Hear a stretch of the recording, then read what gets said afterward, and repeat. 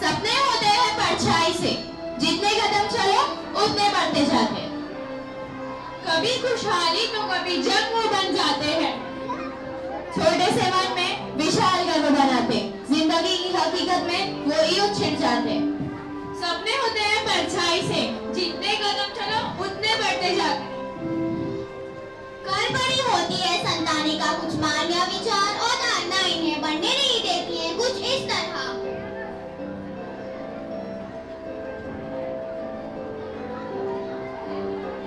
वाह भाई, पुस्तक मुझे भी दो। नहीं, मना किया था ना तुम्हें। पिताजी, जाओ जाके बाकी काम में मदद करो। देखिए ना माँ, पिताजी मुझे पढ़ने ही नहीं दे रहे। तुम जानती हो ना, तुम्हारे पिताजी को ये सब नहीं पसंद। ये क्या शोर लगा रखा है सुबह सुबह? घर में कुछ काम नहीं है क्या? पर माँ, पिताजी, मेरे भी तो कुछ सपने हैं जिन्हें मैं देखकर बड़ी हुई हूँ। ये देखो, ये है रानी लक्ष्मीबाई फुले। ये तो पहली महिला शिक्षिका थी, और इन्हें तो कौन नहीं जानता, रानी लक्ष्मीबाई। इन्होंने तो अंग्रेजों को हमारे भारत से दूर भगा दिया था। क्या ये नारियां नहीं थी? मुझे भी इनकी तरह कुछ करना है, दुनिया में नाम करना है। ज्यादा होने की कोशिश की ना तो कल ही शादी करवा दूंगा। फरीद, लेकर जाओ इसे।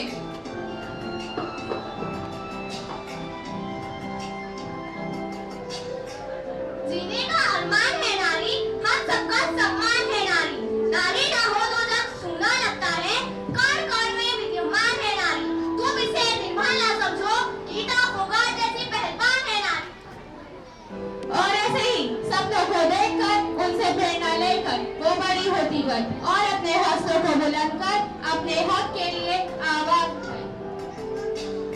दीवारें ऊंची है, गलियां है दंग, लंबी डगर है पर हिम्मत है संग। पाँव में छाले, सांसें बुलंद, लड़ने चली हूँ अब आजादी की जंग। बेखौफ आजाद है जीना मुझे, बेखौफ आजाद है जीना मुझे, बेखौफ आजाद है रहना मुझे। माँ, कहाँ हो तुम? क्या हुआ?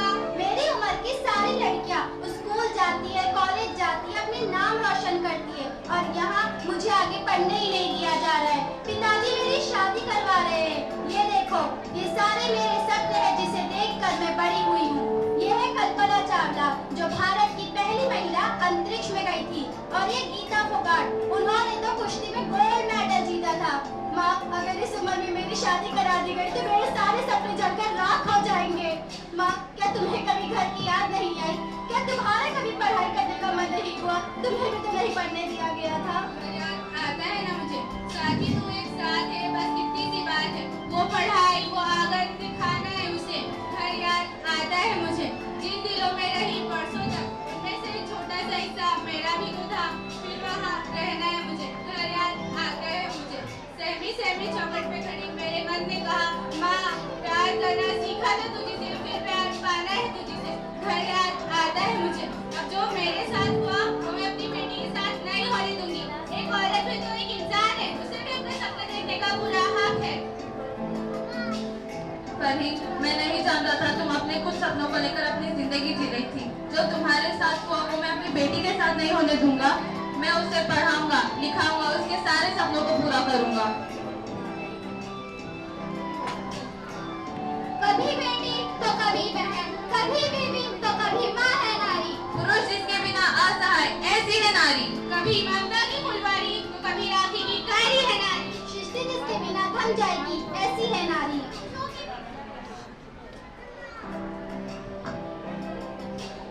पुरुषों की भीड़ पर अकेली हारी है नारी। जो सृष्टि को जलाकर राख कर दे वो चिंगारी है नारी। बेटी हो तो पिता की राज दुलारी है नारी। माँ हो तो संतानों के साथ हमेशा है नारी। बहन हो तो भाई की लाडली है नारी। पुरुष जब अकेला हो तो हमेशा उसके साथ है नारी। सृष्टि इस पर घूम रही वो दूरी है नारी। जब घर पे नहीं मारोगे तभी तो तुम्हारी है नारी, और जब नारी है तभी तो ये सृष्टि है सारी। लगा कर के सारी पाबंदियाँ, लगा कर के सारी पाबंदियाँ, उड़ने को कहते हो इनसे यहाँ। विरासत में जिनको मिली बेटियाँ, उनको कहते हो तुम सब यहाँ बेटियाँ। लबों से हंसती मगर आँख नम है, लबों से हंसती मगर आँख नम है। वो ये सोचती है कि गम उनका गम है, तभी आपका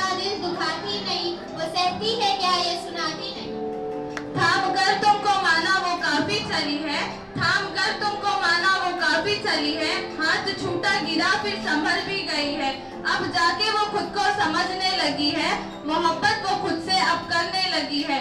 पर न कांटो बहुत मुश्किलों से मिले हैं, पर न कांटो बहुत मुश्किलों से मिले हैं, हौसले इनके अब डर से काफी बड़े हैं, देखो लेने लगी फैसले भी यहाँ, जिनको कहते हो तुम सब यहाँ बेटियाँ। वाकई में दिल भर आता है जब अपने देश और वतन की आज़ादी को याद करते हैं। कहते हैं बहुत संघर्षों के बाद हमने ये आज़ादी को पाया है, पर क्या वाकई में आज हम आज़ाद हैं? क्या वाकई में देश का हर नागरिक आज़ाद है? बिल्कुल नहीं। नजर घुमाइए और देखिए अपने आसपास के क्या हो रहा है। हम अंग्रेजों से जरूर आज़ाद है, लेकिन आज भी हम सामाजिक वीडियो से बंधे हुए हैं, कभी धर्म के नाम पर तो कभी मजहब के नाम पर तो कभी भाषा के नाम पर। महंगाई तो इतनी बढ़ गई है कि गरीब आदमी की एक वक्त की रोटी मिलना भी मुश्किल हो चुका है। India rising, India shining. Bharat तरक्की तो कर रहा है, पर क्या वो तरक्की आम आदमी तक पहुंच रही है?